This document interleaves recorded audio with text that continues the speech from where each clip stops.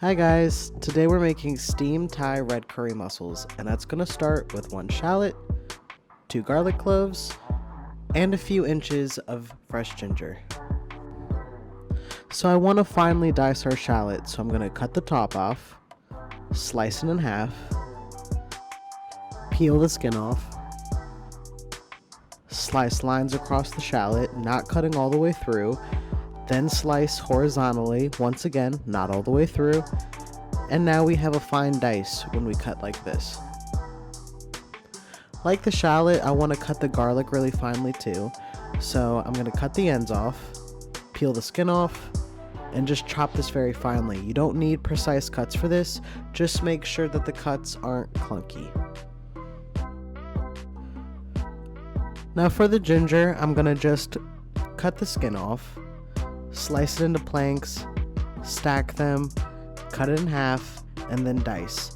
I want this even finer than the garlic and the shallot, so every now and again as I'm chopping this very finely, I'm going to press it with the side of my knife like this, making sure that it's almost like a mince or a paste. And I want a little heat for this dish, so this is a Thai red chili.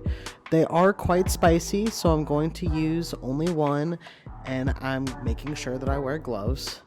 And I'm just going to thinly slice this, keeping the seeds and all. I have 1 stalk of lemongrass. I'm going to cut off the ends and just chop this into large chunks. I'm going to smash this a little bit in my mortar and pestle to help release some of its flavors and oils. You don't need a mortar and pestle, you can smash it with whatever heavy object you have on hand. I have 1 lime. I'm going to roll it on the counter to help release its juices when we squeeze this later, and then just slice it in half. And now I can set all these ingredients aside for later for when I need them. Now that the first half of our prep work is finished, we can move on to prepping our mussels. Now this is 2.5 pounds of fresh mussels that I'm resting on ice. When you buy fresh fish or shellfish, you want to cook them as soon as possible, no later than a day after your purchase. Store them on ice in the fridge with a moist towel on top. Before we cook these, we need to clean them, debeard them, and discard any dead mussels. Eating a dead mussel can make you very sick, so this is really important. If you see a mussel that is open like this, it's dead, so go ahead and discard it. If you find a mussel that's partially open, lightly tap it a few times. If it stays partially open, it's dead and you can discard it. If it closes, it's alive and you can keep it.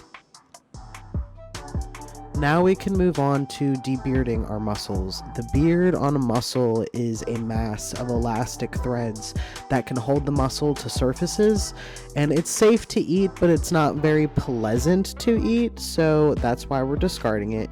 And to get rid of it, you just grab onto it and tug it toward the hinge of the shell, and it pops right out. Some of your mussels may have already lost their beard, and that's totally normal. After you debeard all your mussels, you can clean them by soaking them in ice water for 15 minutes so that they can release the sand and debris. Then you're just going to scrub their shells clean. Now, I'm not going to lie to you, prepping these mussels are a bit tedious and time consuming if this is not something that you do often, but it is worth it, I promise. And once the mussels are finished being prepped, we can cook our dish. In a pot on medium heat, add a generous glug of oil, our shallot, chili, garlic, ginger, and lemongrass. Sweat these out for a minute or 2, it'll be wonderfully fragrant. Then you can add 2 tablespoons of Thai red curry paste. I am using panang curry paste, which is slightly different than your standard red curry paste. It's a little less spicy, maybe a little bit more aromatic, but you use whatever red curry paste you prefer.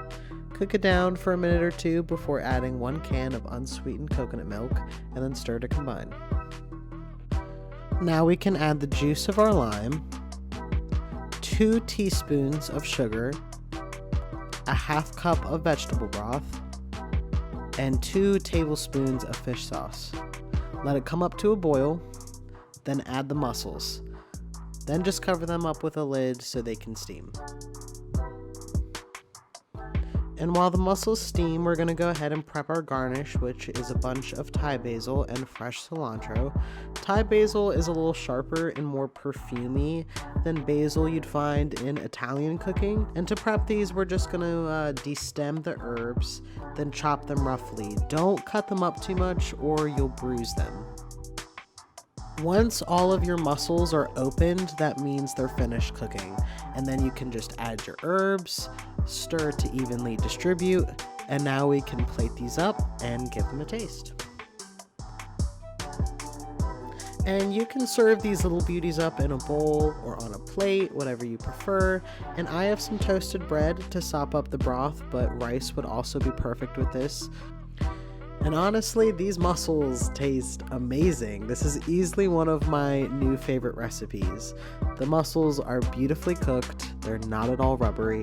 The broth has a great balance of flavor. The coconut milk gives it some richness, it's spicy, has a hint of sweetness, nice umami from the fish sauce, and some brininess from the mussels themselves, a good hit of acid from our lime juice, and some freshness from the basil and cilantro. This would make a wonderful meal or appetizer for like a special event or like a date night.